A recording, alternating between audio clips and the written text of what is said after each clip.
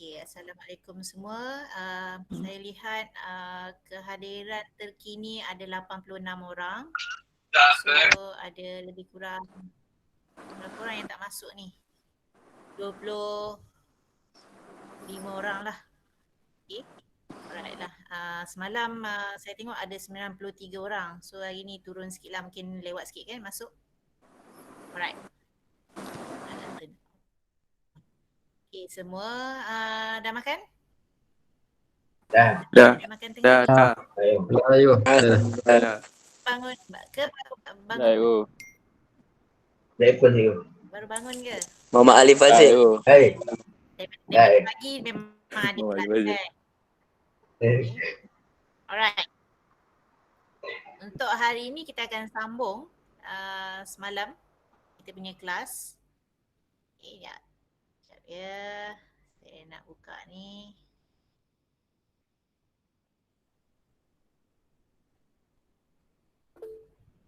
Suara cikgu tak kuat. Suara saya tak kuat. Kalau saya pakai headphone kalau macam ni dengar? Kalau macam ni kuat tak? Siapa yang cakap tadi? Nazhan? Okay, dengar. Okay, alright. So untuk hari ni kita sambung yang setakat yang semalam. Okay. So semalam saya dah berhenti setakat struktur pembiakan bagi perempuan. Okay. Dan hari ini saya akan sambung kepada pembentukan ovum dalam manusia. Okay. So untuk perempuan ni, dia gunakan konsep yang sama, asas yang sama iaitu meiosis. Kalau awak tengok kat sini, okay, bermula di sini dia akan mengalami mitosis. Okay, so kalau awak tengok pada diagram ni, okay, dia mulakan mitosis, iaitu dia akan menghasilkan lebih banyak sel anak yang baru. Okay, kemudian apabila sel anak yang baru tu dia telah matang, okay, barulah dia memulakan proses meiosis. So macam biasa, dia ada meiosis 1, ada meiosis 2 dan akhirnya menghasilkan ovum. Okay, tapi awak kena ingat, kalau asis, okay, meiosis akan menghasilkan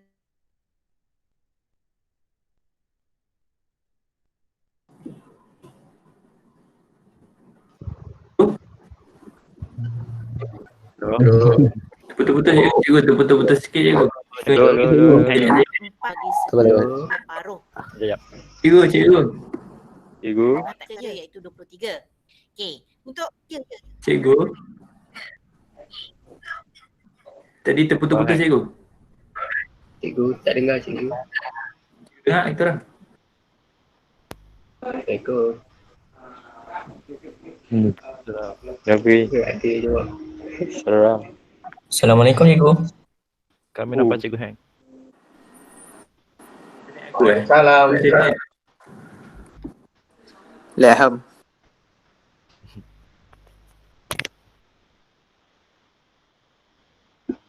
Tu je kan.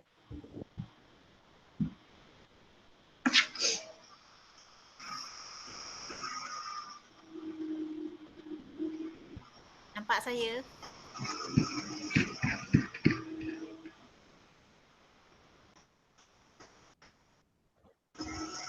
Hello. Ya cikgu. Hello, ya cikgu.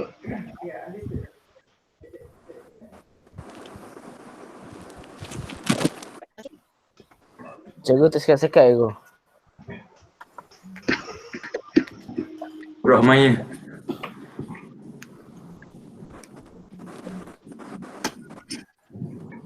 Ronggi kau boleh. Ronggi kau boleh dengar aku kan Ronggi? Aku boleh dengar kau. Boleh cikgu yang tak.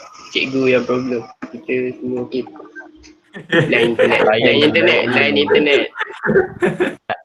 Oi ai. Line. Okay, aku mute. Boleh dengar tak? Air dengar kata Bukus. Nanti pakai kening je. Dah Alik tenang lah. Sabar sikit. Weh, semelek lah. Aish.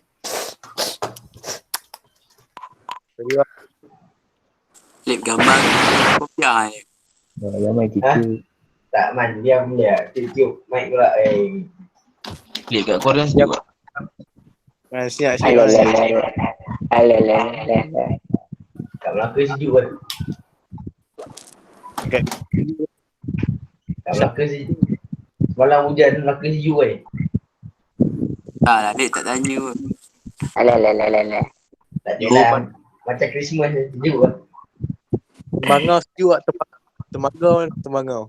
Bangau. Kemarau, kemarau.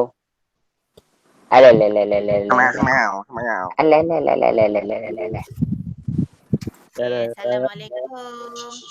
Waalaikumsalam. Senang dah dengar suara saya? Dengar you. Jelas. Satu betul. Okey. Alright, alhamdulillah mungkin line internet tak berapa kuat. Okay, empat menimbang Okay, saya sambung balik tadi. Kat mana yang awak tak dengar? Semuanya tak dengar. Semuanya tak dengar. Semula cikgu, semula. Semula. Ya. Alright, so saya ulang balik. Okay, sama je konsep dia, kita gunakan asas pengetahuan awak dalam meiosis. Okay, yang mana meiosis dia ada meiosis 1, ada meiosis 2 akan menghasilkan 4 sel anak, yang mana sel anak tu mengandungi bilangan kromosomnya separuh sahaja daripada sel induk. So kalau untuk manusia, sel induk kita iaitu sel, kalau bahasa Melayunya germanium Buku teks ada bawa balik buku teks tak? Kalau bahasa Inggerisnya dia tulis germanium cell. Okay, germinal epithelial cell. Okay. Alright, so dekat sini okay, hampir sama macam untuk penghasilan sperma. Okay. Ovary ni dia mempunyai epithelial cell di kelilingnya ni. So epithelial cell ni akan mengalami mitosis berulang-ulang kali untuk dia menambah bilangan sel. Kemudian sel anak tu sendiri akan matang dan dia akan meneruskan meiosis. Okay. So dia ada meiosis 1 yang mana sel ini dikira sebagai sel induk lah, seperti mana awak belajar dalam meiosis. Okay. Iaitu dia mulakan dengan primary oocyte. Kalau bahasa Melayunya saya rasa oocyte primer. Okay. Oocyte primer, bilangan kromosom masih lagi 2N ataupun diploid iaitu 46. Dia mengalami meiosis pertama. Alright. Meiosis pertama dia akan menghasilkan oocyte sekunder ataupun secondary oocyte, yang mana bilangan kromosom telah menyusut menjadi separuh iaitu 23, tapi untuk pembentukan ovum ni hanya satu sahaja sel anak ini akan menjadi ovum. Satu lagi awak perhatikan di sini dipanggil sebagai first polar body. Kalau bahasa Melayunya jasad kutub. Betul kan saya kalau ada yang saya salah maklumat? Okay, ataupun salah terma dalam bahasa Melayu. Okay, right. So perhatikan dekat sini, ini kita panggil sebagai secondary oocyte ataupun oocyte sekunder. Okay, tapi satu lagi sel anak ini dikenali sebagai jasad kutub. Jasad kutub ini tidak akan menjadi ovum. Okay, dan diteruskan meiosis kedua. Sekali lagi hanya satu sahaja yang akan menjadi ovum. Okay, yang seterusnya menjadi jasad kutub juga. So maknanya dekat sini untuk penghasilan ovum, kalau ikut konsep meiosis 4 sel anak terhasil, tapi untuk ovum daripada 4 ini hanya satu sahaja yang akan jadi ovum.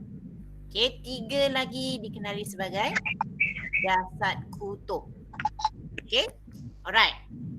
Cuma untuk perempuan, okay, dia tak macam lelaki bila akil baligh. Lelaki bila akil baligh dia setiap saat akan meneruskan penghasilan spermanya. Tapi untuk perempuan sebulan sekali sahaja ovum dihasilkan. Okay, mengikut kitar haid. Alright, jadi sebenarnya kalau kita tengok penerangan dia, okay, proses penghasilan ovum ni kita kenali sebagai oogenesis. Okay. So oogenesis sebenarnya dia bermula di dalam kedua-dua ovary di dalam bayi perempuan dalam kandungan ibunya lagi. Maknanya bila satu-satu bayi itu ada jantina dia ataupun dia punya organ pembiakannya. So kalau untuk bayi perempuan semasa dia dalam kandungan ibunya lagi, dia telah memulakan proses pembentukan ovum. Okay. So dia bermula dengan epithelial cell ataupun sel epithelial pada ovary tadi. Okay, yang dikatakan kat sini near the surface of the ovary divide repeatedly. So dia akan mengalami mitosis berulang-ulang kali sehingga terdapat banyak oogonia. Kita panggil oogonia terbentuk. Oogonia ni hasil daripada mitosis berulang-ulang kali tadi. Okay, ada yang baru masuk. Okay. Minta maaf tanyalah, Aisyah dengan Adibah ni kawan ke atau parents ya?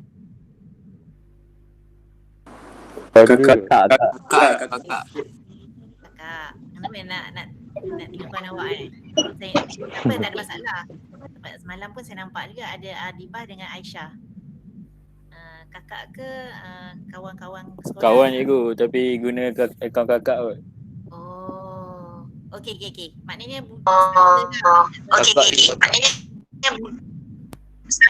Aisyah Abdullah ni?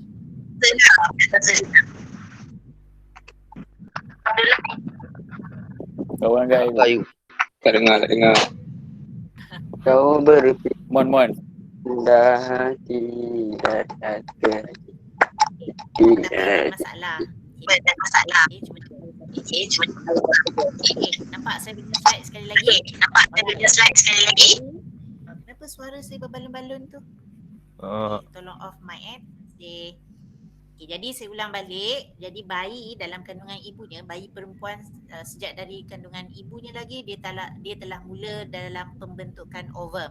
Okay, cuma dia mulakan dengan epithelial cell pada ovary tadi akan mengalami mitosis berulang-ulang kali sehingga dia menghasilkan oogonia.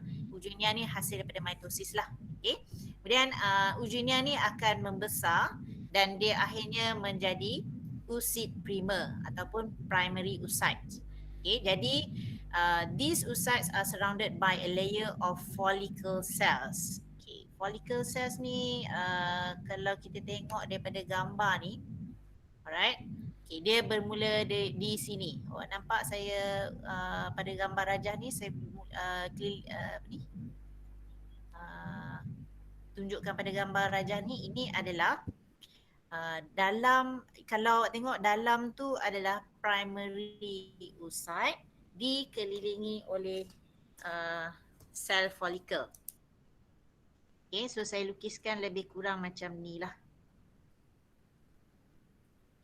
Lukisan saya pun taklah jelas sangat. Okay, sekejap ya, tengah lukis. Right, so ini oocyte primer. Okay, so dia dikelilingi oleh sel follicle. Okay, so lebih kurang macam ni. Nampak tak saya tunjukkan? Nampak ke saya lukiskan? Saya tunjukkan ni? Nampak. Okay, sorry. Alright, so ini di dalam ni adalah oocyte primer dikelilingi oleh sel follicle. Okay, so keseluruhan struktur ni kita panggil sebagai primary follicle. Kalau bahasa Melayunya follicle primer. Okay, so keseluruhan struktur ni so dalam dia ada oocyte primer. Okay, oocyte primer ni yang akan mengalami meiosis dan menghasilkan oocyte sekunder nanti. Okay, dikelilingi oleh sel follicle. Okay, struktur keseluruhan ini kita panggil sebagai follicle primer. Okay, kalau bahasa Inggerisnya primary follicles. Okay. Oh, semakin sesak. Alright, setakat ini ada mana-mana yang awak tak faham? Dia kompleks sikit. Ovum ni dia agak kompleks sikit. Okey je. Okey. Alright. Kalau macam tu saya teruskan. Okey, diterangkan kat sini inilah yang saya cakap tadi. Oocytes are surrounded by a layer of follicle cells. Primary oocyte primer tadi dikelilingi oleh sel-sel follicle dan struktur ini dikenali sebagai follicle primer. Ataupun kalau bahasa Inggerisnya primary follicle. So dekat sini kita lihat primary follicles dia membesar, nanti dia akan jadi secondary follicle, yang mana secondary follicle ataupun follicle sekunder dalamnya ada oocyte sekunder dikelilingi oleh sel-sel follicle yang bertambah bilangannya. Alright. So dia terangkan kat sini lagi, when a baby is born, maknanya bila bayi perempuan tu dilahirkan, kedua-dua ovarinya tadi mempunyai lebih kurang 2 juta follicle primer dalam setiap ovary. Maknanya satu ovary ada 1 juta. Okay, so 2 ovary ada lebih kurang 2 juta primary follicles ataupun follicle primer. Okay, dan dia akan kekal dalam state, kita panggil kalau bahasa Inggeris kita sebut dormant, atau nak mudah awak faham, dalam keadaan dia tidak aktif, inactive state. Okay, dia akan kekal dalam keadaan dia oocyte primer sehinggalah ia kanak-kanak perempuan tu mencapai akil baligh. Okay, bila dia sampai akil baligh tadi, hanya lebih kurang 1% sahaja folikel matang, yang selebihnya akan menyusut dan mati, degenerate and die. So awak kira lah 1% daripada 2 juta lebih kurang tinggal berapa? Tinggal berapa? Lebih kurang 20,000. Sekejap, 1% daripada 2 juta Okey, 100. 20,000. Kereta ke? 20,000 je. So 20,000. So maknanya seorang kanak-kanak perempuan tu bila dia dah sampai akhir baligh, dia ada lebih kurang 20,000 sahaja primary oocyte tadi ataupun follicle primer tadi. Follicle primer yang ada sel follicle dikelilinginya. Okay. Alright. So bila dia dah capai akhir baligh, okay. So every month from puberty onwards, okay, bila dia capai akhir baligh setiap bulan primary oocyte tadi dia akan menjadi aktif, dia akan membesar, tapi hanya satu sahaja primary oocyte setiap bulan yang akan membesar. Maknanya dia bergila-gila lah, one by one. Okay. Ini dia.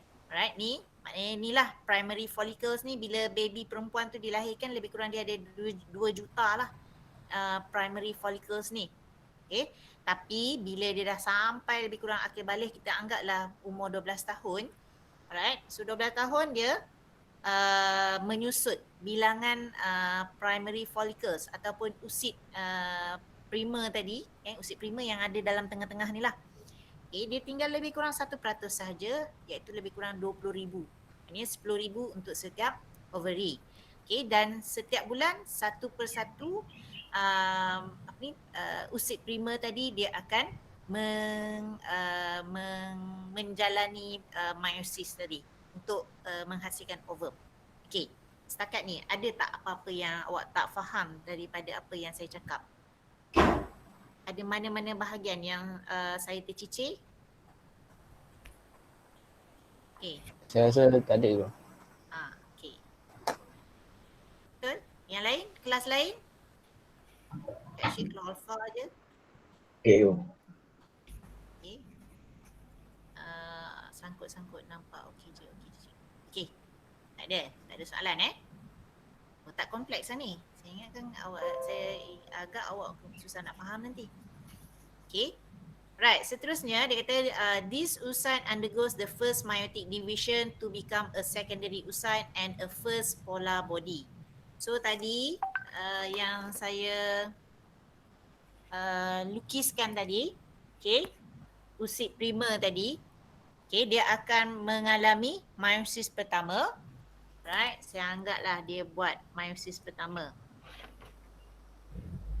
Okay, saya lukis meiosis pertama. So dia akan jadi primer. Sekunder, sorry. Okay. Oosit sekunder. Kena lukis sikit lah supaya awak senang faham. Okay, so dalam ni adalah oosit sekunder, tapi satu lagi dia akan jadi jasad kutub. Tak ada apa-apa fungsi jasad kutub ni. So dia jadi macam ni lah. Okay, nampak ke? Kat atas sikit go. Okay. Right. So ni tadi oosit primer, dia mengalami meiosis pertama. So dia akan jadi oosit sekunder. Dan ini akan jadi jasad kutub saja. Okay. So yang ni bilangan kromosom dia dah jadi haploid. Haploid maksudnya tinggal berapa? 3. 23 sahaja bilangan kromosom dia. Okay. Alright. Okay. Kita pergi step by step lah ni. Okay. Seterusnya dia kata, then the secondary oocyte undergoes the second meiotic division until metaphase 2. Okay. Secondary oocyte tadi hasil daripada meiosis pertama, dia akan meneruskan meiosis kedua, tapi dia berhenti setakat metaphase 2.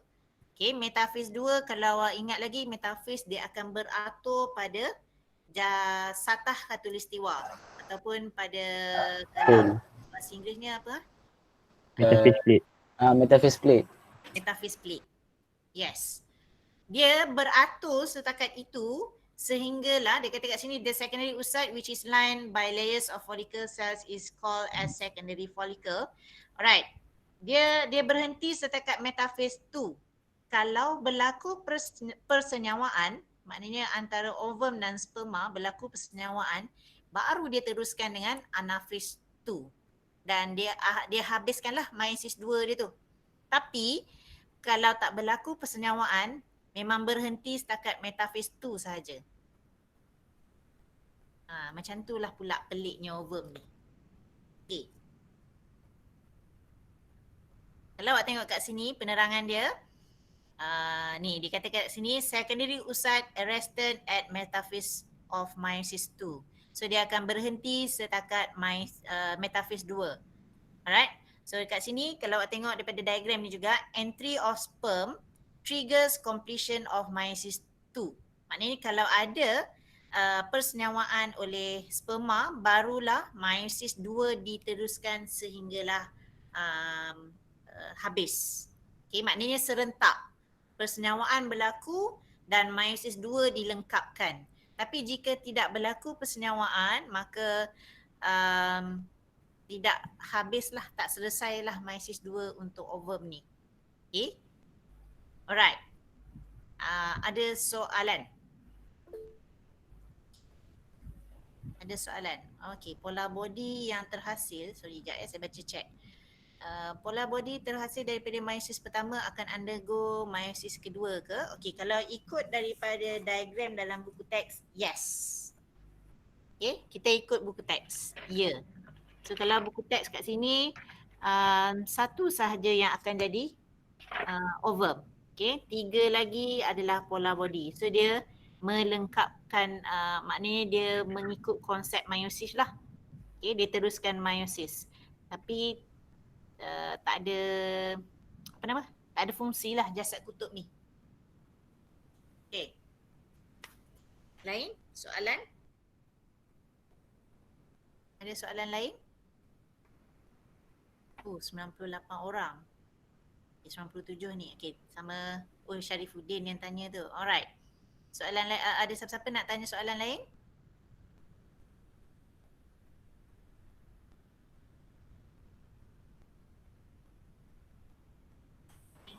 Tengah fahamkan juga. Yang fahamkan. Okay. Tak ada kot. Tak ada kod. Tapi yang cakap tak ada kod tu Abid. Kan?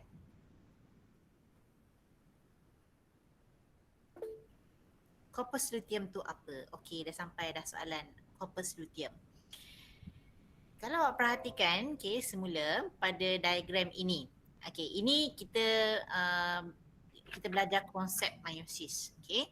Tapi sebenarnya kalau kita tengok dalam dalam ovary, okey, saya terangkan tadi usid primer dikelilingi oleh sel folikel dan struktur keseluruhan itu kita panggil sebagai follicle primer, okey, ataupun primary follicle untuk bahasa Inggeris.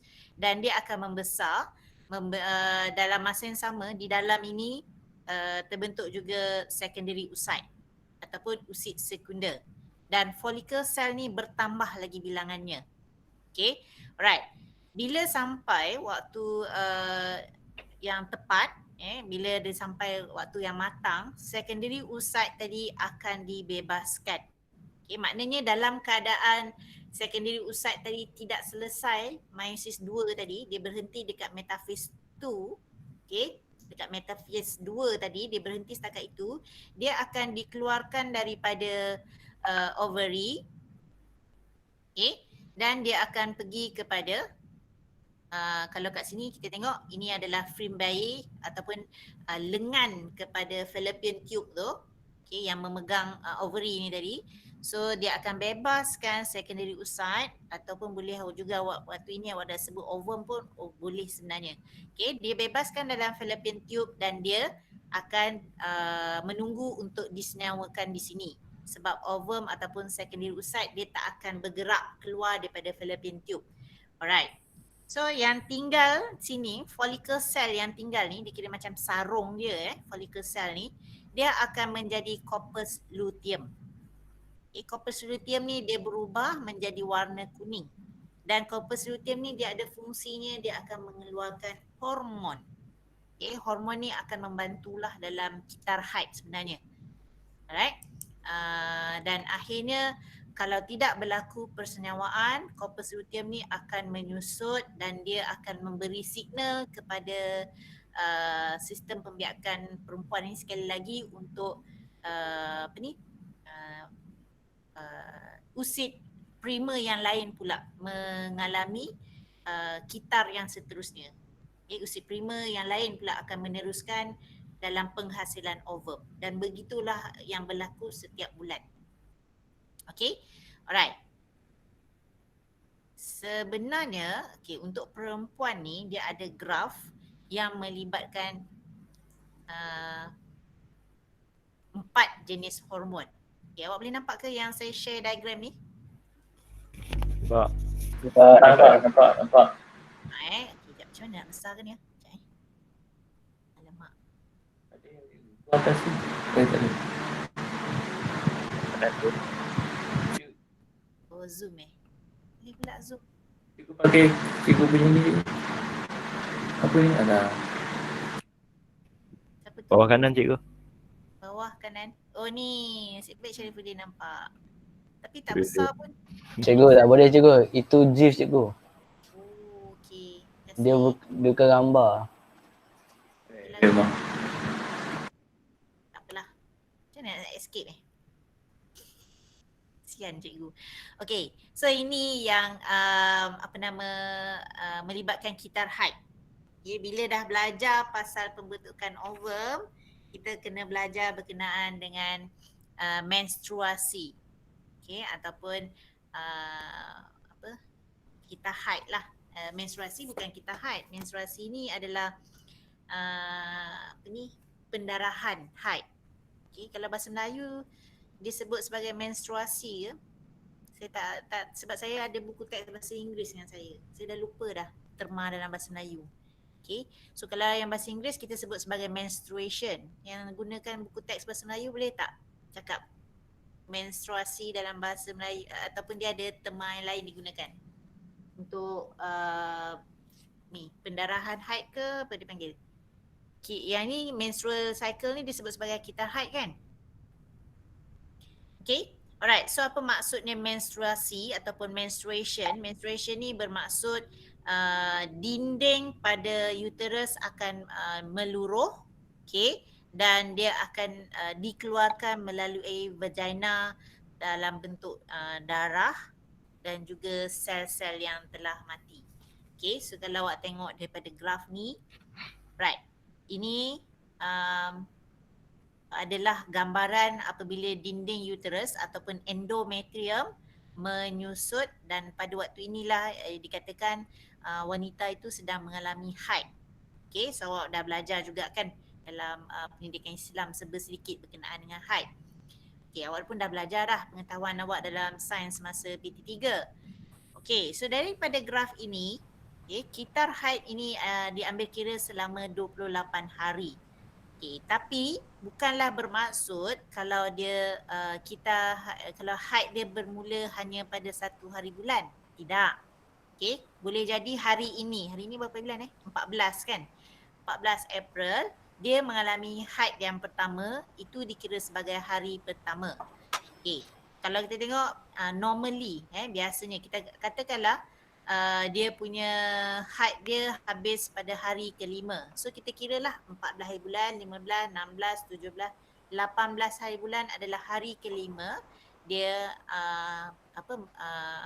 haidnya telah berakhir. Okay. Dan kalau kita tengok daripada graf ni 14 hari bulan, 14 hari ke-14, okay, berlakulah ovulation. Ovulation ni bermaksud pembebasan ovum ke dalam fallopian tube ataupun pembebasan ovum daripada ovary. Okay, so ini yang dikatakan waktu subur lah. Okay, hari ke-14 kalau kita kira, saya ada kalender. Okay, nampak ke tak nampak? Alright, so hari ni 14 hari bulan. Okay, 14 hari bulan mengalami haid yang pertama. So 5 hari dia mengalami haid. So 14, 15, 16, 17, 18. Hari kelima dia dah habis haid dia. Alright, kita nak kira hari ke-14 yang dikatakan ovulation tu. Kita kira teruskanlah. 5, tadi ni 5, 6, 7, 8, 9, 10, 11, 12, 13, 14. Kalau hari bulannya adalah 27 April. Okay, yang mana 27 April ni adalah hari ke-14 dalam kitar haid tersebut. Okay, so dari segi konsepnya tadi, maknanya hari ke-14 ni lah berlaku pembebasan ovum daripada ovary. So dikatakan seorang wanita itu adalah subur antara hari ke-13 dan 14 sebenarnya. 13 hingga 15. Tapi itu adalah maknanya kita haid ni kita ambil kira ataupun dibuat kajian terhadap beratus-ratus wanita, mungkin beribu-ribu, dan dia mengambil average purata. Okay, sebab tidak semua orang mempunyai kitar haid yang sama. Ada orang kitar haidnya mungkin 30 hari.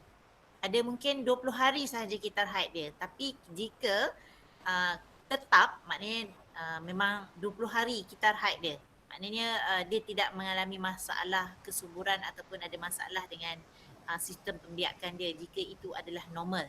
Yang tak normalnya jika sekejap 28 hari, sekejap 40 hari. Kemudian tiba-tiba 2 bulan tak period. Lepas 2 bulan period balik. So itu tak normal. Ataupun mungkin 3 bulan ataupun awak kalau dalam belajar dalam pendidikan Islam ada yang mengalami pendarahan sehingga 14 hari kan. Dan jika hari ke-15 apa yang patut wanita tu buat kalau dia mengalami pendarahan sehingga mandi wajib. 15, Mandi wajib betul solat macam biasa. Dia perlu mandi wajib dan solat seperti biasa. Itu darah apa kita panggil? Dah nifas. Nifas orang salin yang gila. Nifas Salim bang. Salin. Kalau sanggup nifas Okay, belajar dulu. Coffee day tu penting. Darah kotor dia bukan darah kotor, dia kira macam dia ada mengalami penyakit. Penyakit lah. Sakit, Kita ingat termanya dalam dalam Islam. Ada Ada tapi tak ingat. Nazahan. Azhan? Nazahan tak masuk ke? Nazahan ada? Ada kan? Okay, jadi maksud saya di sini, kalau dalam Islam pun dah sebut hari ke-15 wajib untuk perempuan tu mandi wajib dan solat seperti biasa, maksudnya normal ada sesetengah perempuan yang mungkin dia period ataupun dia mengalami pendarahan haid dia sehingga 14 hari. Tapi awak jangan fikir pendarahan haid ni macam air paip keluar banyak macam tu. Tak. Okay, dia dianggarkan lebih kurang berapa ml je, tak sampai saya tak ingatlah yang fakta dia tak sampai 100 ml pun untuk sepanjang dia mengalami pendarahan tu. Okey, lebih kurang saya tak berani nak sebut berapa ml. Tapi tak lebih pada 100 ml. So awak jangan fikir dia adalah pendarahan yang teruk. Okay. Tapi berbeza untuk nifas. Kalau nifas berapa hari yang lepas itu dia kena mandi dan beribadat seperti biasa? Darah nifas. 40. Saya rasa 40 hari ke 14 hari. 40. 40. 40.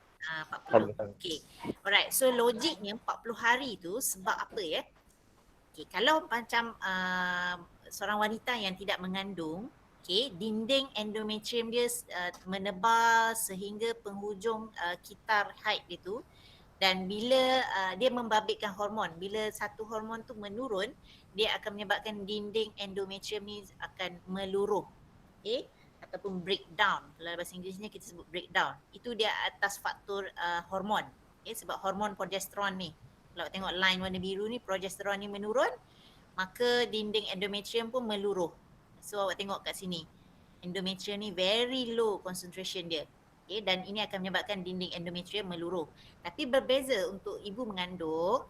Ibu mengandung, progesteron dia akan meningkat sepanjang kehamilan dia. So kalau 9 bulan memang progesteron dia memang up je, tinggi saja, sebab progesteron ni memang fungsinya adalah untuk menebalkan dinding uterus ataupun dinding endometrium. So awak imagine selama 9 bulan, okay, endometrium ni menebal, dan sebaik sahaja bayi dilahirkan, dinding endometrium ini akan meluruh.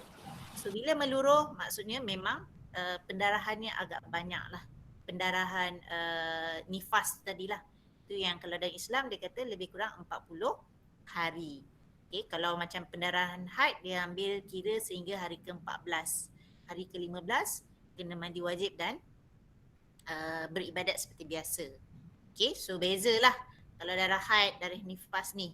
Okay, dia sebab faktor ketebalan dinding endometrium. Okay, alright. Jadi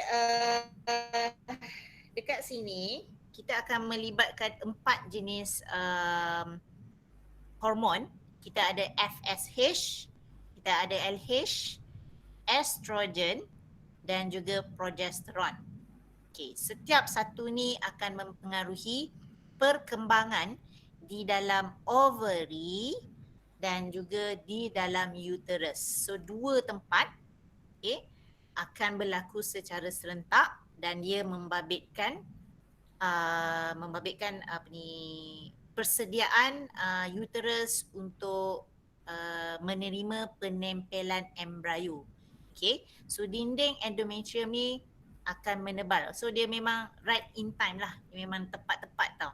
Sebab kalau awak tengok kat sini, bila dinding endometrium meluruh, dalam masa yang sama dalam ovary ni usit prima akan berkembang dan dia akan mengalami meiosis, dia akan jadi usit sekunder dan seterusnya usit sekunder akan dibebaskan sewaktu ovulation ataupun pengovulan. Alright, so ini yang dikatakan waktu subur tadi, dan jika berlaku persenyawaan, dinding endometrium ni akan terus menebal untuk menerima penempelan embrio. So dinding endometrium ni memang dia every month ataupun setiap bulan dia bersedia untuk menerima penempelan embrio. Okay, so embrio awak kena gunakan terma yang betul lah. Okay, bukannya penempelan bayi. Bayi ni kalau dalam sains ni adalah yang telah lengkap anggota badan dia. Kita panggil fetus lah. Okay, fetus ni adalah keadaan yang mana dia telah lengkap anggota badan dia dan kelihatan seperti manusia, kita sebut fetus. Tapi kalau macam seketul daging belum ada rupa manusia lagi, kita sebut sebagai embryo. Okay, sebelum embryo adalah zygote. Zygote tu sekejap je. Zygote adalah hasil daripada persenyawaan ovum dan sperma dan dia menjadi satu sel yang disebut sebagai zygote. Zygote bila dia dah jadi mengalami mitosis, dia dah jadi 2 sel, 4 sel dan seterusnya, dia bukan lagi zygote. Sekejap tu jadi zygote. Selepas tu kita umumnya kita panggil sebagai embryo. Okay, dia ada step-step dia lah. Alright. Untuk menerangkan perkaitan hormon-hormon ni tadi. Okay, Yang ni pun saya kena refer buku teks, tapi tersalah cakap. Okay. Dia setiap bulan dia ada melibatkan perkembangan folikel di dalam ovary, penebalan dinding endometrium dan juga pendarahan dalam kitab. Jadi 4 jenis hormon yang terlibat tadi, iaitu FSH, LH, estrogen dan progesteron. Pertama dikata di sini, diterangkan di sini,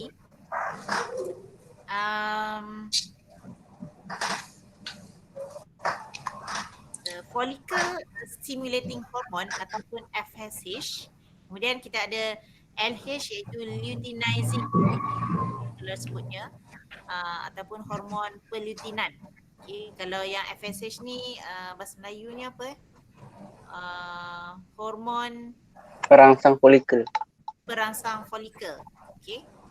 Dan juga 2 lagi tu estrogen dan progesteron juga awak biasa dengar. Right.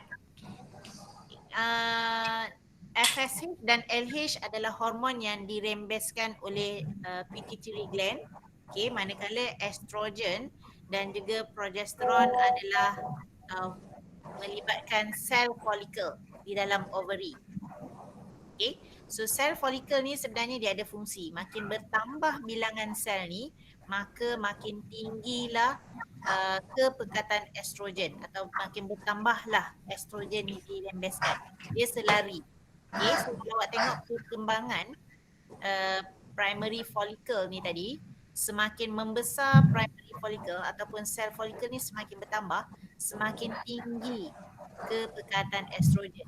Okay, disebabkan oleh estrogen ini dirembeskan oleh sel follicle. Okay, dan awak perhatikan apabila usid sekunder dibebaskan oleh follicle ini, okay, estrogen akan drop, dia akan menurun mendadak. Okay, sebaliknya progesteron yang akan meningkat secara mendadak.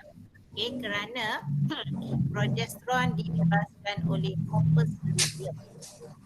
Okay, corpus luteum dia akan selari dengan perkembangan corpus luteum.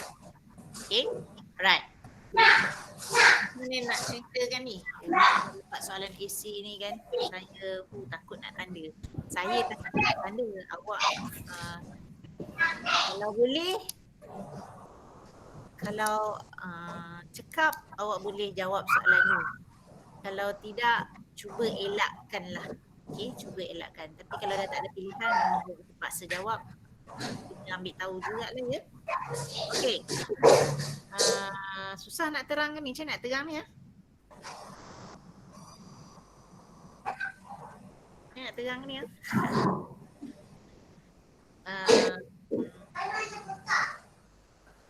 Cikgu. Tolong cikgu.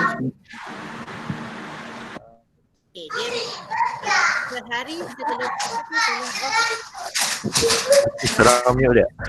Cikgu, tolong mute ke hati cikgu. Cikgu boleh mute dia cikgu. Tolong mute ke hati. Cikgu cari hati, cikgu boleh mute dia. Oh, baik.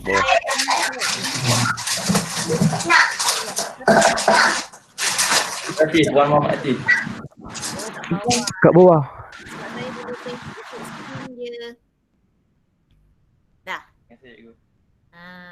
Aktif ni tak relax. Tadi kurang dengar sikit tu. Oh ya ke? Okay, sorry. Sekejap. Mana tadi graf saya tadi? Okay. So kalau kat sini, sehari sebelum menstruasi berlaku, okay, sebelum pendarahan haid berlaku, okay, satu hormon yang dipanggil sebagai GnRH ataupun gonadotropin releasing hormone akan dibebaskan atau dirembeskan oleh hypothalamus. GnRH ini dirembeskan oleh hypothalamus dan dia akan memberi signal ataupun dia akan trigger ataupun dia akan merangsang pituitary gland untuk merembeskan hormon FSH dan juga LH.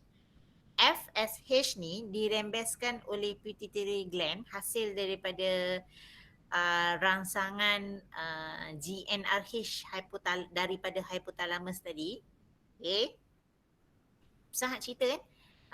Hypothalamus, kemudian mula-mula hypothalamus bagi arahan dekat pituitary gland.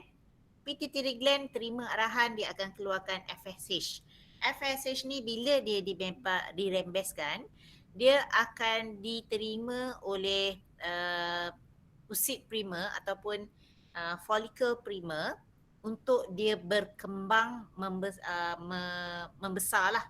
Okay. So FSH stimulates the growth, dia akan merangsang follicle tadi untuk membesar, dan dalam masa yang sama follicle ni bila dia membesar dia akan seiring pembesaran dia akan mengeluarkan hormon estrogen. Okay, dia sama, dua hormon ni sama-sama naik. Cuma kepekatan FSH ni tak setinggi estrogen lah sebab dia selari dengan perkembangan follicle ni tadi. Alright. So pada peringkat permulaan pembesaran ni, okay, follicle ni kecil sahaja. Okay, follicle cell ni lah yang keliling daripada pada usit prima ni tadi. So dia akan hasilkan estrogen pada kadar yang sedikit sahaja. Okay, so semakin membesar follicle, semakin bertambahlah kepekatan estrogen. Okay, dan ini ini akan memberi signal pula kepada FSH untuk menurunkan rembesannya. Oh, saya tak tahulah awak faham ke tak apa saya cakap. Sebab bila estrogen, kalau kita tengok sini, estrogen menaik, okay, FSH mula menurun sebab estrogen ni dia memberi signal kepada pituitary gland untuk merendahkan rembesan FSH. Sebab dia kalau tinggi nanti follicle cell tu tak terkawal pembesaran dia. Okay, kalau tak terkawal nanti kitar ni tak berlaku dengan baik. So dia mesti direndahkan. Okay. Dan akhirnya dalam masa yang sama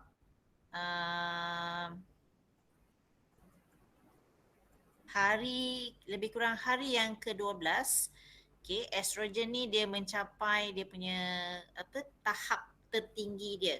Okay, maknanya daripada sini ni akan menunjukkan yang ni follicle graph ni kita dah panggil follicle graph. Bila dia dah besar kita panggil sebagai follicle graph. Okay, dia sudah sampai tahap matang untuk dia bebaskan usit sekunder. Okay, yang mana usit sekunder ni hanya akan dibebaskan jika LH ni mencapai tahap maksimum dia. Okay, so LH ni dia kalau tengok dia tiba-tiba je naik. Okay, tiba-tiba je dia naik, yang mana pituitary gland yang merembeskan LH tadi. Okay, sebab dia menerima signal. Jadi semua ni dia ada turun naik hormon yang memberi signal kepada organ-organ tertentu untuk menambah hormon atau menurunkan hormon.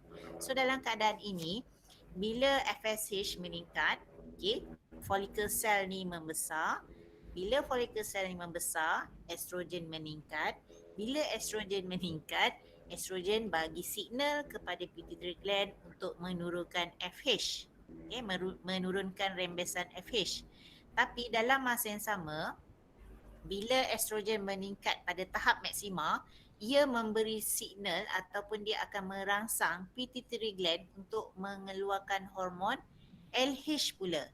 Okay, so LH ni dia tiba-tiba je dia naik, dia akan merangsang follicle growth ni membebaskan secondary oocyte ataupun oocyte sekunder dan berlakulah ovulation. Okay, so selepas itu, okay, dalam masa yang sama, ini yang kita cerita ke ovary je ni.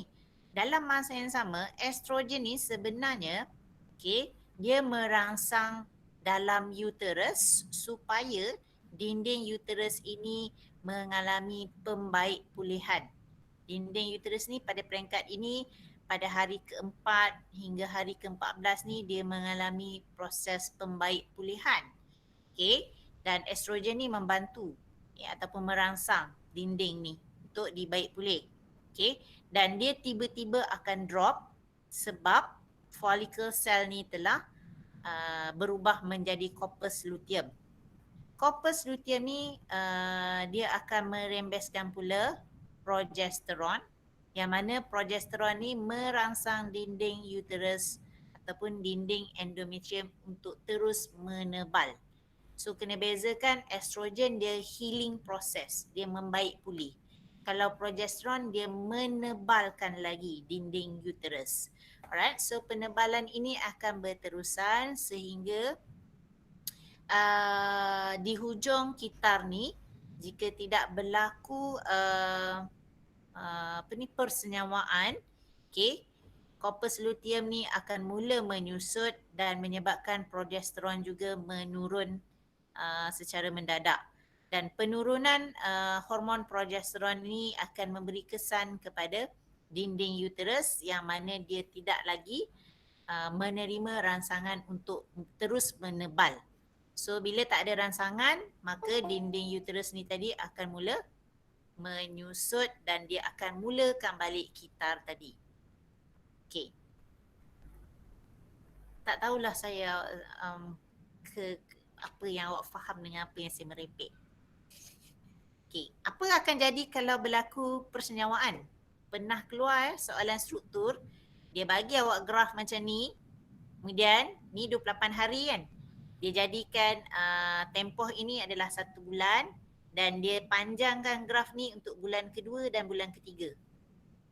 Dia tambah skala tu. Dia tak kira, skala tu dia bukan kira dari segi hari lagi dah, tapi dia kira dari segi bulan. So yang tempoh ni 1 bulan, kemudian dia panjangkan graf bulan kedua, bulan ketiga dan dia suruh awak sambung kemungkinan dinding uterus tu jadi macam mana. Okay. So jika berlaku persenyawaan, corpus luteum ni akan terus menerus merembeskan hormon progesteron dan ia akan memberi rangsangan kepada dinding uterus ataupun endometrium untuk terus menebal. So kalau awak dapat soalan macam tu, awak kena lukis dinding uterus ni menebal. Naiklah. Okay, progesteron ni pun naik. Okay, sehingga bulan ketiga, progesteron ini dirembeskan oleh corpus luteum. Sekejap saya cari fakta.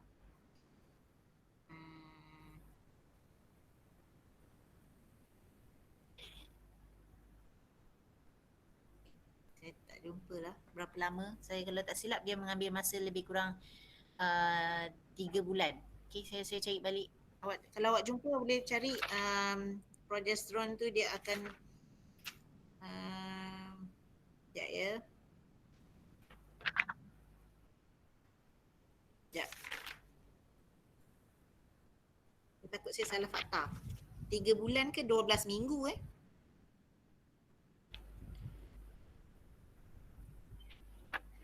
If implantation occurs, the progesterone level continues to rise.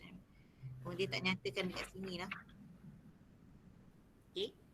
Kalau saya tak silap, dia progesteron ni akan dia terus merembeskan corpus luteum merembeskan progesteron hingga 3 bulan. Selepas 3 bulan di mana plasenta telah mula terbentuk dengan baik, corpus luteum ni akan mula menyusut dan hormon progesteron ni akan dirembeskan pula oleh plasenta supaya dinding endometrium terus menebal. Okey, sebab dinding endometrium ni penting dalam penempelan embrio.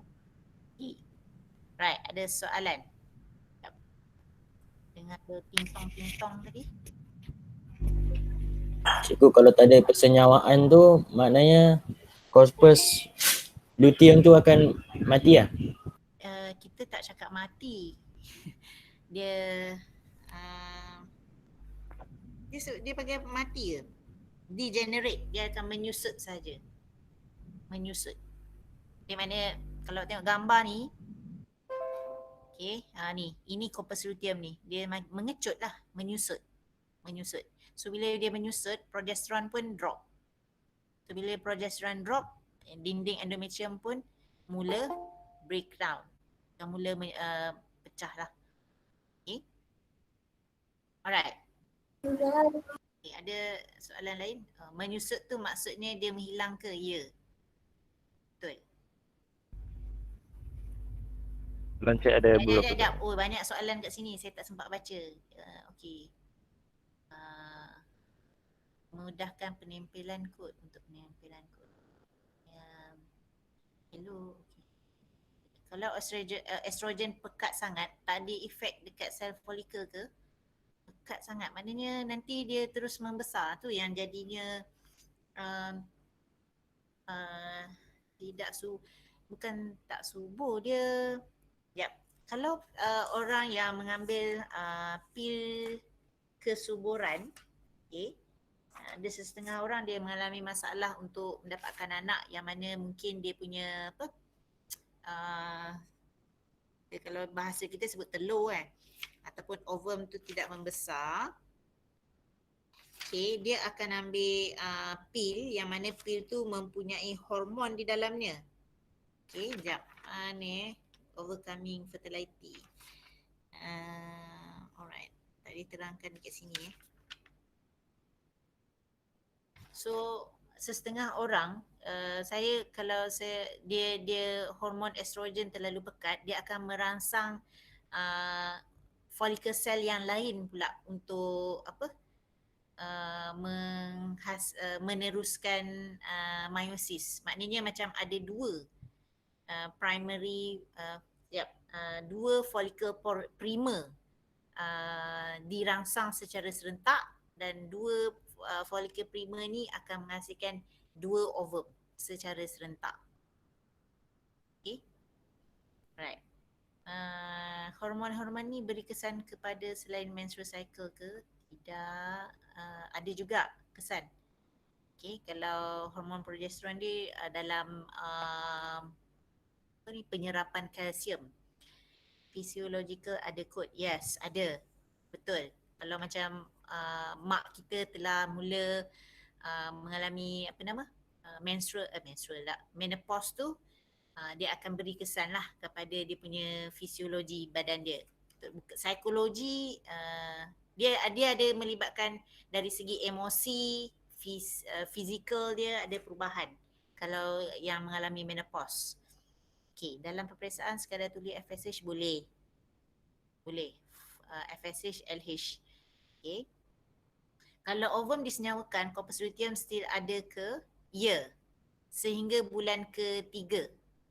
Okay. Sehingga plasenta terbentuk dengan baik. Okay. Maknanya semasa embrio menempel pada dinding endometrium, pada waktu itulah plasenta akan terbentuk. Okay. Bila plasenta telah terbentuk dengan baik, maka dalam masa yang sama corpus luteum pun mula menyusut dan plasenta akan mengambil alih tugas dalam merembeskan hormon progesteron supaya dinding endometrium terus menebal.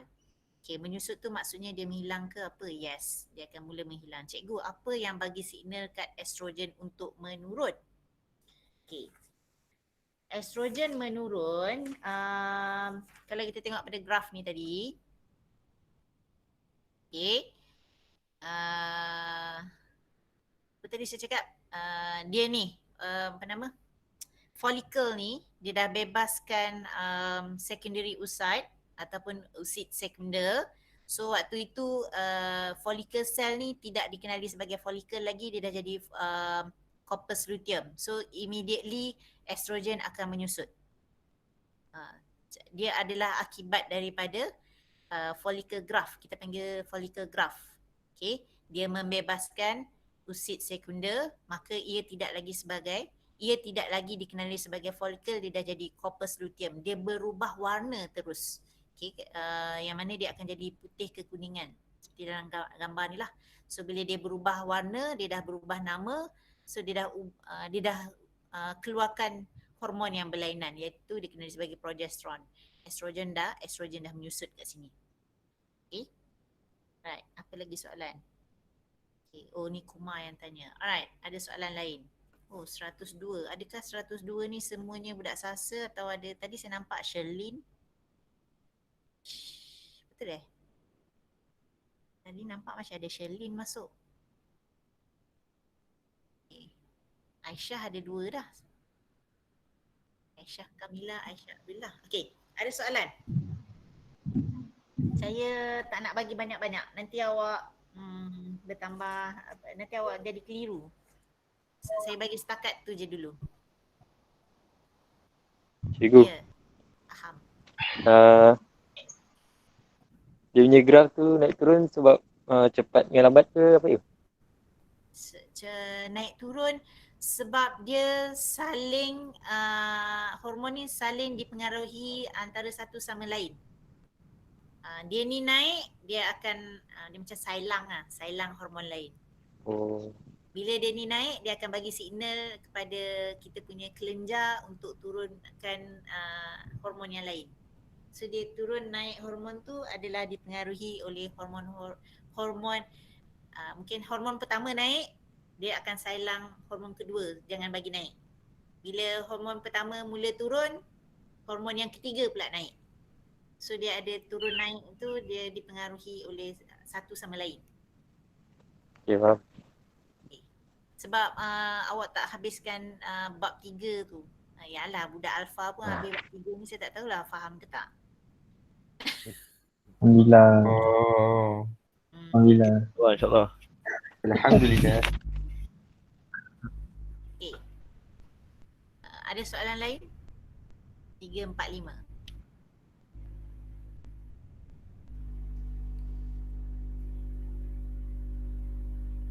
Oh, Putri Syafiqah, siapa pula ni? Kawan-kawan ke korang guna akaun siapa ni?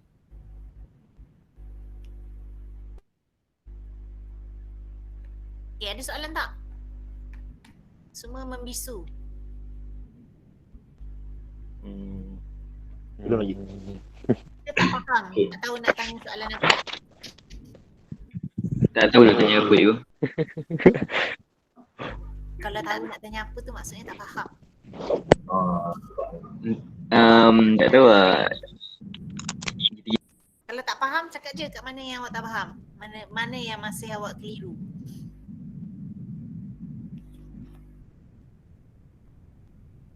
Wah, satu persatu pula keluar ni. Okay, GnRH tu untuk apa cikgu? Okay, Adam ni kelas apa? Beta. Beta je. Beta. Okay. Sebab ni dalam bab 3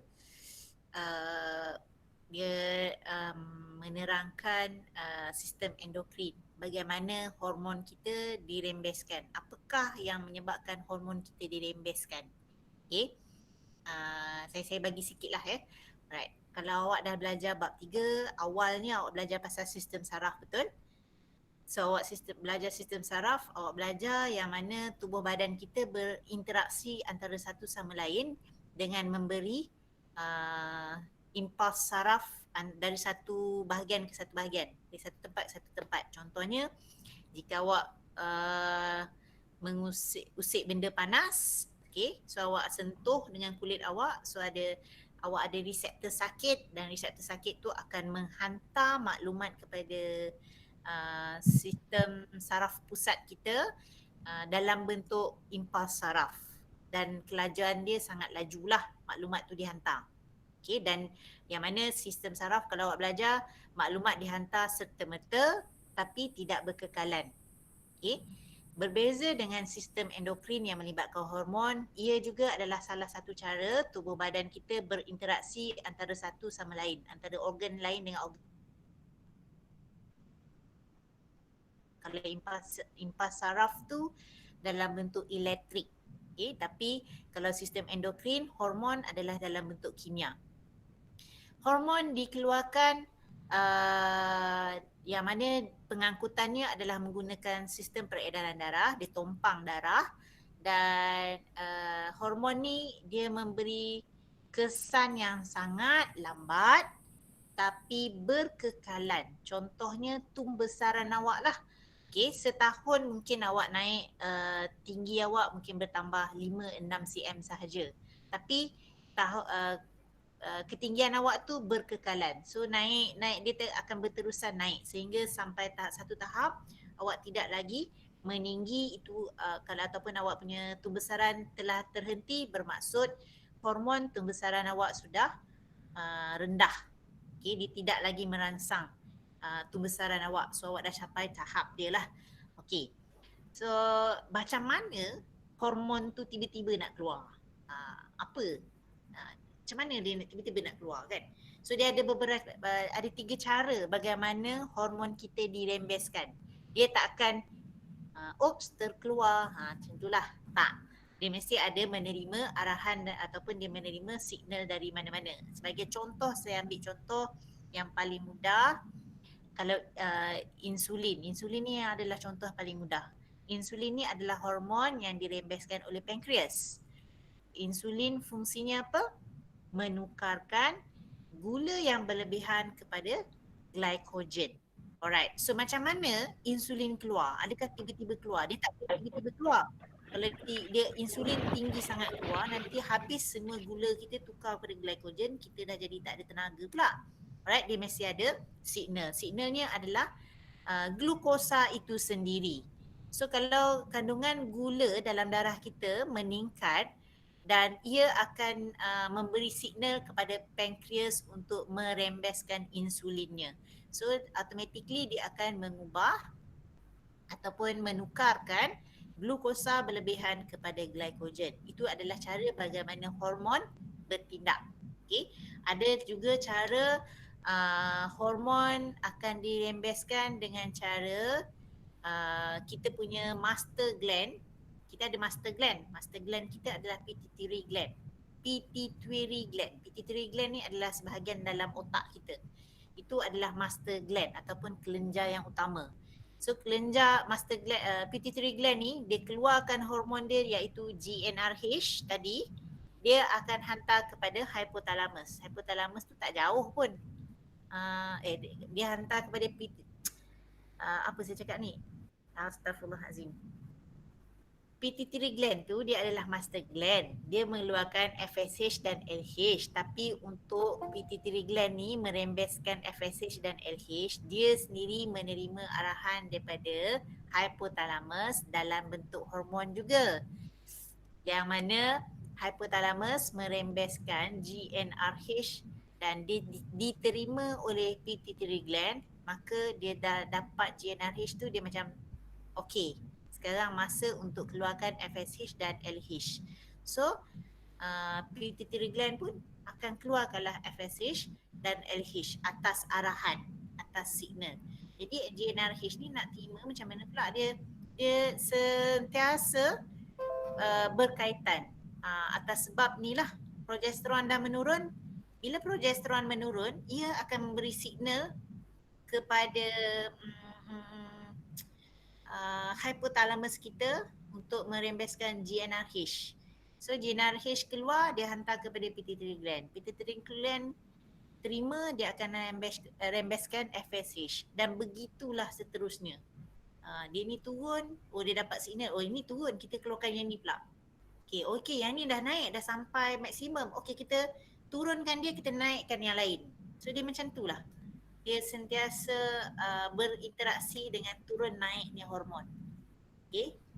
Saya nak benda tu kita kena belajar nanti dalam bab 3 sebenarnya. Okay. Alright. Apa lagi soalan ni tadi? Cikgu. Okay. LH untuk ovulation je ke cikgu? Yes. Cikgu, kalau salah satu hormon tak dirembeskan, maksudnya wanita tu ada problem ke? Yes. Okay. Kalau dia tak terima signal, tak keluarlah kan? Betul. Okey. Okay. Betul. Samalah macam hormon tumbesaran, growth hormone. That's why ada orang dia terlalu tinggi, ada orang dia mengalami kekedilan. Growth hormone dia mempengaruhi tumbesaran. So kalau dia sedang elok, awak mencapai carta tumbesaran yang cantik. Okay. Tapi kalau orang yang mengalami masalah kekedilan, itu bermaksud hormon tumbesaran dia sangat rendah. So dia kerdil lah, itu kerdil. Ataupun kita boleh lihatlah di kalangan awak sendiri, ada kawan awak yang dah macam bapa orang. Itu growth hormone dia melampau-lampau lah. Okay, ada orang tu macam budak darjah 5 lagi. Kecil lagi dah, tapi pada form 5 dah macam budak sekolah rendah lagi. Maknanya growth hormone dia quite low. Dia bukan kerdil. Dia mengalami tumbesaran, tapi dia punya growth hormone dia quite low lah, nak compare dengan orang yang sebaya. So itu adalah satu ni. Apa Kamal? Terasa taklah. Tapi awak boleh lihat nanti sekarang ni umur awak 17 tahun. Okay, lebih kurang 4 tahun akan datang awak jumpa balik kawan awak, masing-masing dah berubah. Okay, yang mana yang dulu awak rasa macam kecil je, dah naik ketinggian dia, dah sama lebih kurang macam yang lain. Okay. Tapi ada orang yang melampau-lampau sikit, growth hormone dia terlalu tinggi, kita panggil sebagai gigantism. Dalam bahasa Melayunya saya tak pasti apa namanya.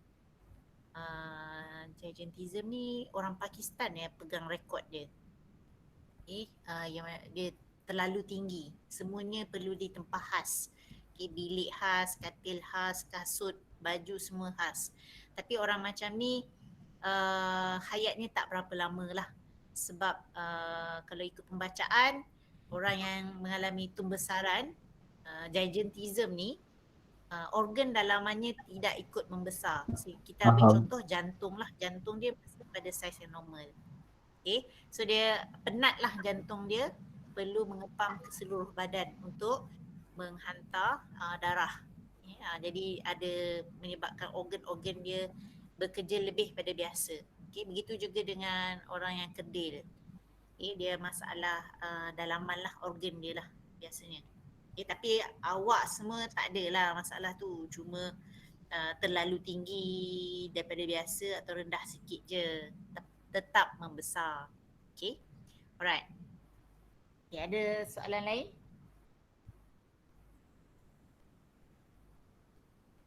Ada soalan lain? Ada masalah masalah height? Tak. Alif.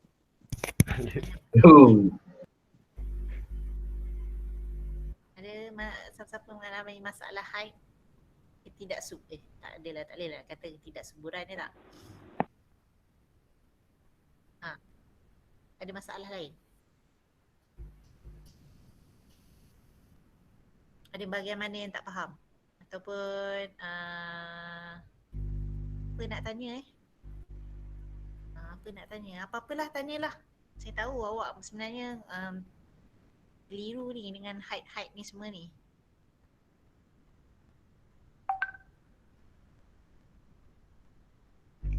Ada apa? Senyap sunyi lah. Padahal ada 95 orang senyap sunyi. Ya, kena. Height mengganggu emosi ke cikgu? Yes. Dia akan memberi kesan bukan sahaja pada emosi, tapi mental dan juga fizikal. Ada dalam buku teks ada. Buku kita panggil premenstrual syndrome. Premenstrual syndrome iaitu sindrom sebelum mengalami haid tu. Terganggu. Ada. Dia kat sini buku teks ni dia ada sebut lah tension. Patutlah ramai bad mood. Boleh jadi ke ovum yang disenyawakan tidak menempel. Boleh? Ada? Kenapa perempuan kena senggugut? Tak sempat baca. Sekejap. Okay, haid mengganggu emosi ke cikgu? Yes. Sebab turun naiknya hormon tu akan beri kesan pada emosi. Okay. Boleh jadi ke ovum yang disenyawakan tidak menempel? Ada? Boleh jadi. Okay. Kenapa perempuan kena senggugut dulu sebelum haid? Sebab uterus tu dia ada sedikit berlaku contraction. Okay. Dia dah membantu dalam peluruhan. Dia panggil luruh, breaking down of endometrium wall tu. Okay. Meluluh. Bila dinding endometrium tu meluluh, dia ada dibantu sedikit contraction oleh uterus tu. Okay. Tu ada Panadol untuk menstrual kan. Right, sel folikel sentiasa bertambah sehingga usia sekunder ke cikgu? Sel folikel, yes, sel folikel ya bertambah. Tapi folikel primer dah tak bertambah. Folikel primer ni awak kena ingat yang mana bila bayi perempuan dilahirkan ada 2 juta tadi. Tapi sebaliknya bila dia sampai akhir baligh dia akan menyusut tinggal 1% sahaja. So daripada 20,000 kan, saya nak buat kira-kira sikit dengan awak. Okay. Alright, katalah seorang perempuan tu dia mengalami akhir baligh pada usia 12 tahun. Pada usia 50 tahun, katakanlah umur dia 50 tahun, dia mengalami menopause. Okay. Alright. So bila menopause maknanya selama kita tolak 50 tahun, tolak 12 tahun, maksudnya 38 tahun, okay, dia mengalami haid. 38 tahun. So 38 tahun kita darabkan dengan 12 bulan, okay, dia akan dapat 456 bulan. So lebih kurang seorang perempuan menghasilkan ovum lebih kurang 456 sahajalah. Saya pun tak faham, saya tak tahulah awak faham tak apa yang saya cakap ni. Pada usia 12 tahun dia okay. Pada usia 50 tahun dia dah menopause. So 50 tolak 12 lebih kurang sepanjang 38 tahun.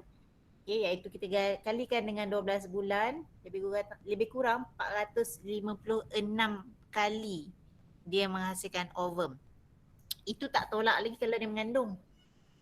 Okay, masa mengandung, soalan. Masa mengandung adakah seorang ibu tu boleh menghasilkan ovum?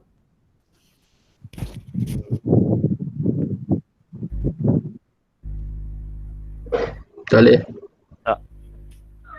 Boleh. Tak tahu ego. Boleh. Masa ibu mengandung, dia ada ovum yang dihasilkan. Okay, kalau tak, berkali-kali pula ibu tu mengandung kan. Dalam mengandung lagi. Okay, tak ada. Okay, apa ni soalan ni? Apakah contoh fizikal tu? Boleh cari dalam buku teks Salihin.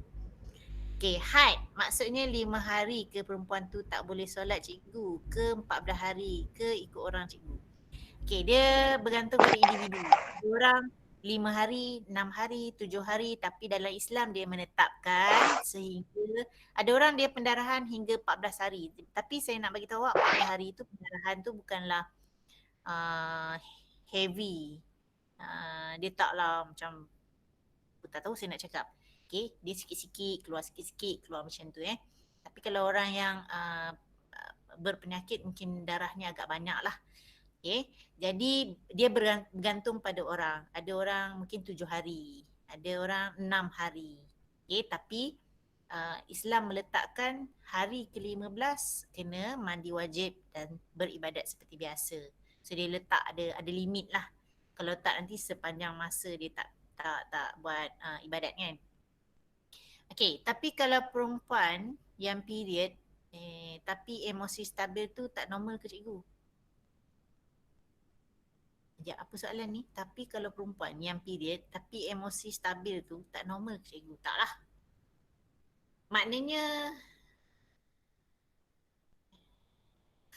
cikgu pula jadinya. Dia boleh jadi triggered lah. Mudah triggered lah. Kalau ada tak kena tu dia mudah triggered. Tapi tak adalah tiba-tiba nak mengamuk ke. Tak lah. Tu macam masalah psikologi pula tu. Okay. Right. Macam tak normal je. Okay. Kalau bayi mati selepas kelahiran boleh ganggu emosi perempuan ke cikgu? Sebab apa? Ya Allah, soalan apa ni?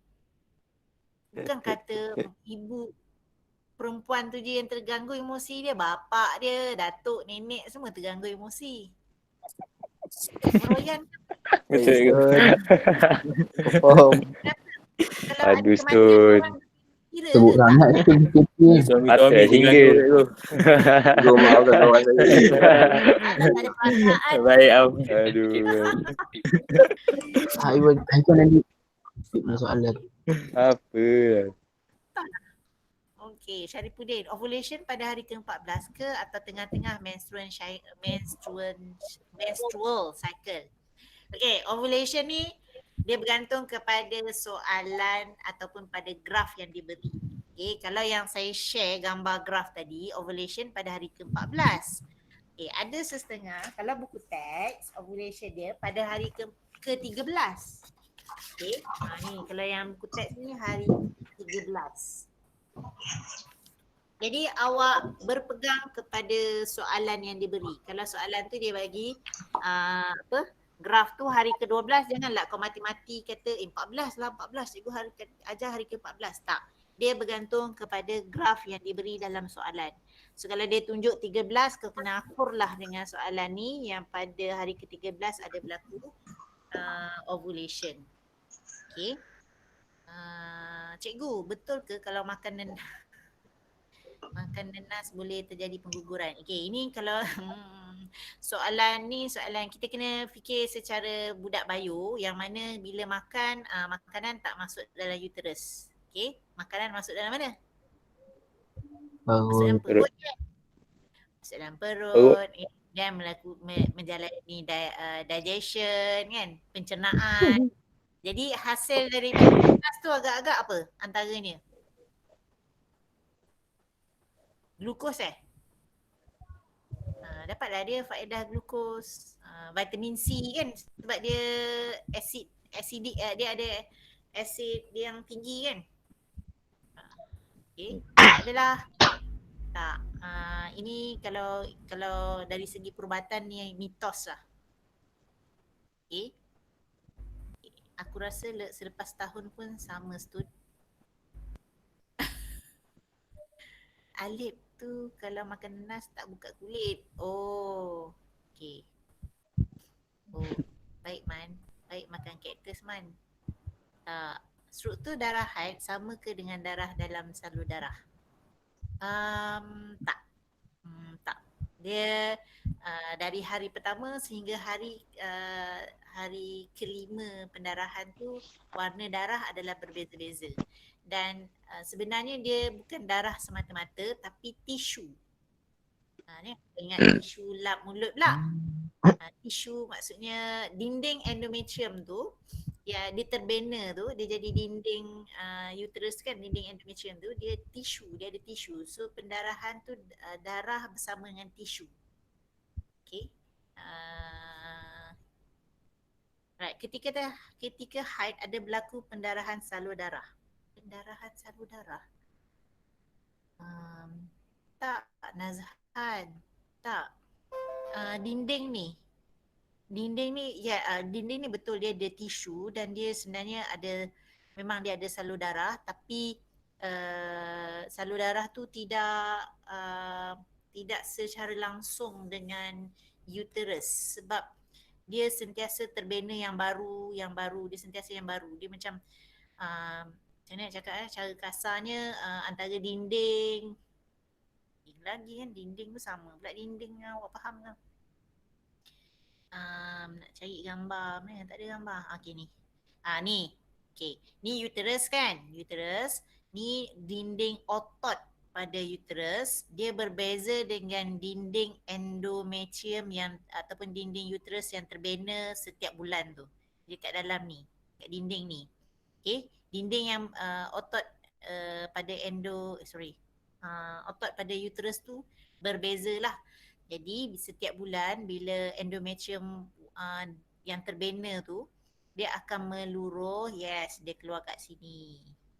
Okay, so dia keluar berperingkat-peringkat. Tapi hari pertama kalau bahasanya kita sebut heavy flow, agak heavy lah, berat lah sikit pendarahan dia.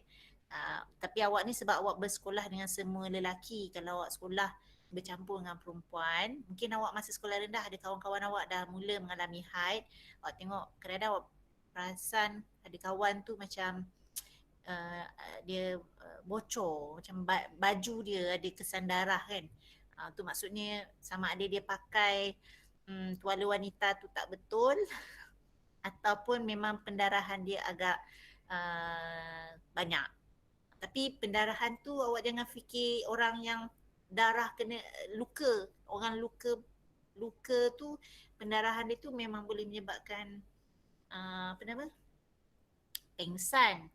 Tapi yang ni taklah, kecuali kalau yang wanita yang ada masalah masalah wanita lah, masalah dalaman. Yang kadang-kadang dia ada berlaku pertumbuhan dalam uterus dia boleh mengganggu lah. Okay, pendarahan tu. Okay, itu yang dikatakan kalau lebih 14 hari tu berlaku pendarahan tu maknanya ada penyakit lain lah. Bukan disebabkan oleh haid, bukan darah haid. Okay, susahnya nak terangkan sekejap. Soalan lain. Haiwan ada period ke cikgu? Wow. Entah. Ni seorang lagi dahsyat. Jangan, tu atas semua tu. Ui, syuk. Soalan bukan-bukan. Sekejap. Soalan atas ni tak habis lagi. Ketika haid ada berlaku pendarahan salur darah ke? Dia kata haid tu bukan darah dekat uterus ke? Yes. Haid tu darah dalam uterus sahaja. Tak adalah salur darah yang lain, tak. Lain. Kalau perkembangan folikel dan pung ovulan tak dihalang, maknanya boleh keluar 2 ovum ke? Okay, boleh terjadi seorang wanita boleh menghasilkan 2 ovum dalam satu masa. Okay, itu yang menjadikan lahirnya kembar.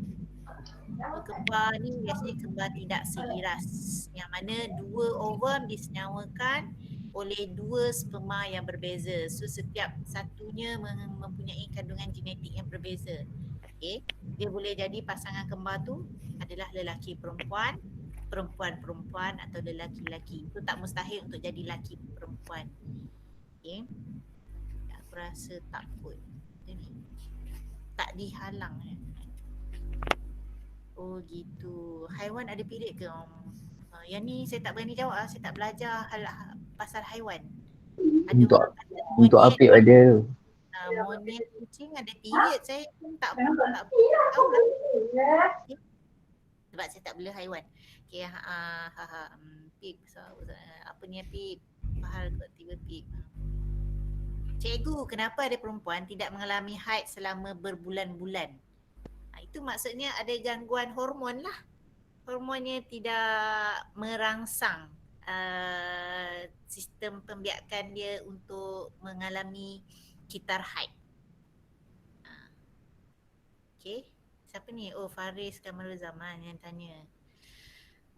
Okay, ada. Itu normal. Maksud saya ada. Maknanya dalam kita punya di sekeliling kita ada orang yang mengalami masalah ini, tidak mengalami haid selama berbulan-bulan, tapi tak mustahil untuk dia dapatkan anak. Okay, besok-besok awak kahwin, sebelum kahwin takkanlah awak tanya kan, girlfriend awak kau period okey ke tak? Tak akan tanya kan. So kalau kata besok-besok awak berkahwin, awak jumpa perempuan macam ni, jangan terus tuduh dia mandul ke, tak boleh dapat anak, tak. Okay, ada je kawan-kawan saya, ni daripada pengalaman kawan-kawan saya, ada jenis kawan saya dia kitar haid dia lebih kurang 2 minggu atau 3 minggu saja. Maknanya kalau 28 hari tu maksudnya 4 minggu, betul? 28 hari kitar haid yang normal, 28 hari tu 4 minggu, betul? Tapi ada kawan saya 2 minggu. Ataupun 3 minggu dia period. 2 minggu atau 3 minggu dia period. Maknanya dia short lah. Bukan 28 hari, mungkin dia punya kitar haid dia hanya 20 hari. Tapi tetap regular. Maknanya memang begitu dia punya kitar. Okay. Dan kawan saya ada 4 orang anak. Okay, normal. Dan satu lagi, ada juga kawan saya, periodnya contohnya 2-3 bulan sekali. 2-3 bulan baru dia period. 2-3 bulan baru dia period. Okay. Alhamdulillah 3 orang anaknya. Okay, cuma saya tak pastilah dia ada ambil rawatan kesuburan ke atau tidak. Tapi 3 orang dah anak dia. Okay, menopause kot tak.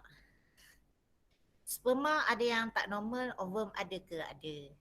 Ada. Manusia ada yang tak normal dengan korang lah. Okay, ada kot bentuk dia segitiga. Tak kelakar. Okay, tak normal ni macam-macam lah. Tak normal mungkin masa meiosis tu tak terbahagi dengan baik ke, jasad kutub tak ada, macam tu lah, macam-macam lah. Okay, semua tu atas faktor kesihatan. Gangguan dari segi radiasi ke, ada berlaku mutasi ke. Okay, apa lagi soalan pelik-pelik korang ni? Kenapa ada, okay ni dah jawab. Okay, macam mana nak kekalkan hormon dalam badan pada tahap yang optimum? Penghasilan hormon ada kaitan ke dengan tabiat pemakanan? Okay, macam mana nak kekal? Tak ada. Tak ada. Kalau kita nak kaitkan dengan tajuk pembiakannya, kita hanya akan tahu apabila kita telah berkahwin. Dia dah kahwin, okay, contoh lah, saya ambil contoh. 2-3 tahun kahwin, masih tak dapat anak. Daripada situ, baru kita kenal pasti apa masalah kita dan pasangan kita. Jangan buat rawatan untuk satu pihak, tapi dua-dua pihak, sebab kita kena tahu yang mana yang bermasalah. Okay, supaya rawatan adalah rawatan yang tepat. Okay. Alright, jadi macam mana nak kekalkan hormon dalam badan? Alright, setelah dia dah buat rawatan, maknanya dia membuat, dia dapatkan kepastian daripada doktor siapa yang bermasalah.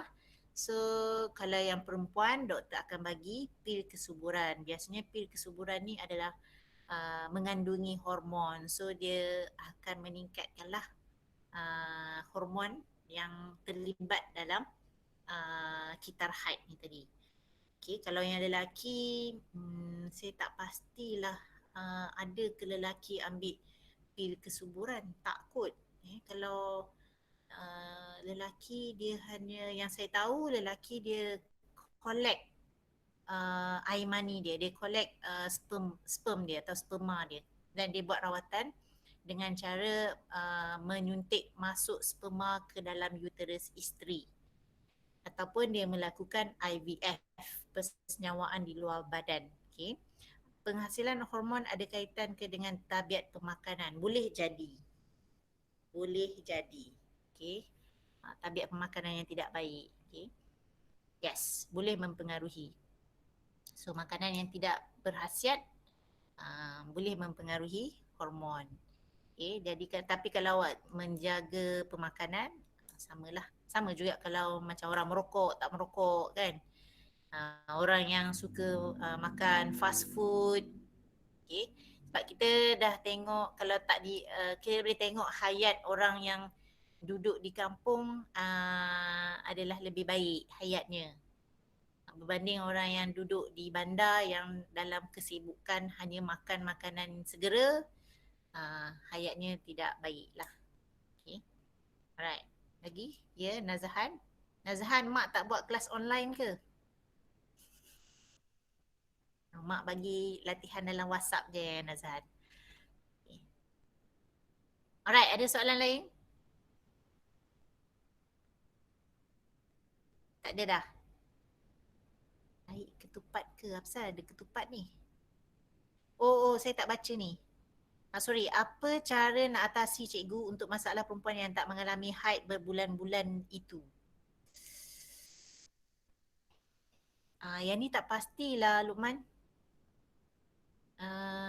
Kalau dia pergi berjumpa dengan doktor pun, okay, itu macam saya cakap lah. Kalau dia tak mengalami haid berbulan-bulan dan itu adalah biasa, maksud saya macam 3 bulan sekali dia period, 3 bulan sekali dia period, itu adalah normal bagi dia. Yang tak normal kalau macam sebulan period, 3 bulan tak period, lepas tu 2 bulan period, lepas tu bila period pendarahan terlalu lama, itu tak normal.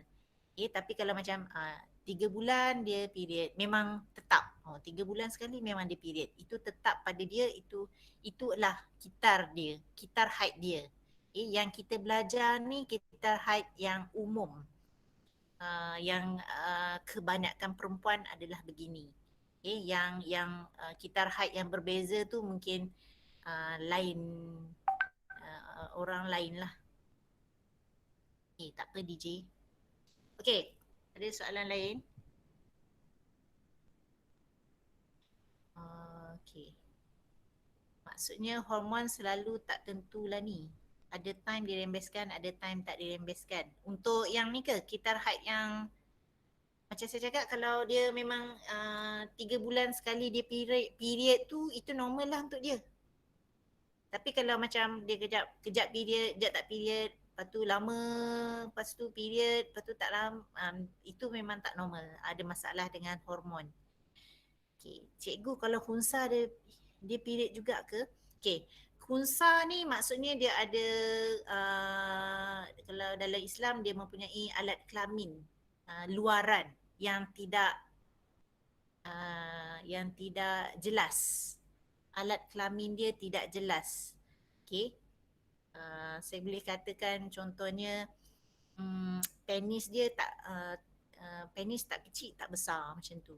Okay.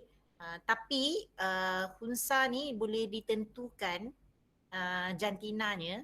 Kita dah selalu baca pasal sajat kan, boleh ditentukan jantinanya dengan membuat ujian DNA, okay, untuk kita tengok dia sama ada seks kromosom dia XX atau XY.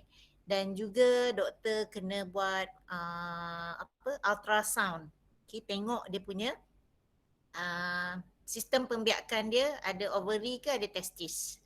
So dari situ doktor akan bagi consultation dia ataupun dia memberi nasihat kepada ibu bapa untuk menentukan jantina anak. So kalau doktor kata okey, sistem pembiakan dia adalah perempuan, so ibu bapa dia kena terima, dan kalau perlu buat pembedahan kena buatlah. Okay. Alright. Sebab biasanya penentuan jantina ni biasanya sebelum budak itu akil baligh lah.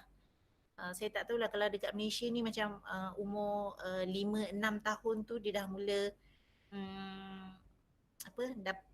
buat penentuan jantina lah. Okay. Adibah ni siapa? Zulfitri Sam. Oh, okay. Alright. Adibah ni kenapa dia guna akaun mak dia ke kakak dia? Okay, ada lagi soalan lain? Unsa dah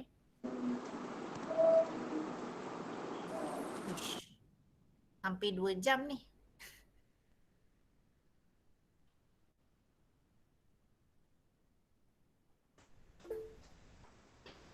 Alright, ada lagi soalan? Tak ada rasanya cikgu. Okay, cukup dah kan? Ke awak ada kelas lagi lepas Ada. ni? Alamak, you Ada. Ada target miss cikgu. Miss. untuk awak berhenti solat dan rehat kejap, berat dan hari ni. Okay, insyaAllah besok kalau ikut jadual kita bayu pukul apa malam Malam. Besok malam. Sedangkan kita ni kita serentak dengan orang, insyaAllah kita buat malam lah macam tu. Okay. Alright. So esok insyaAllah pada tengah malam. Right. Terima kasih banyak-banyak atas kehadiran awak semua, atas sokongan awak. Okay. Baik cikgu. Tak apa cikgu. SPM. Terima kasih cikgu. Okay, minta maaf. Cikgu, kami sayang cikgu. Tak dapat jawab. Cikgu. Right. Jelas SPM. Cikgu. See you. Jika hijran. Terima kasih. Cikgu. Dah lah rambut panjang.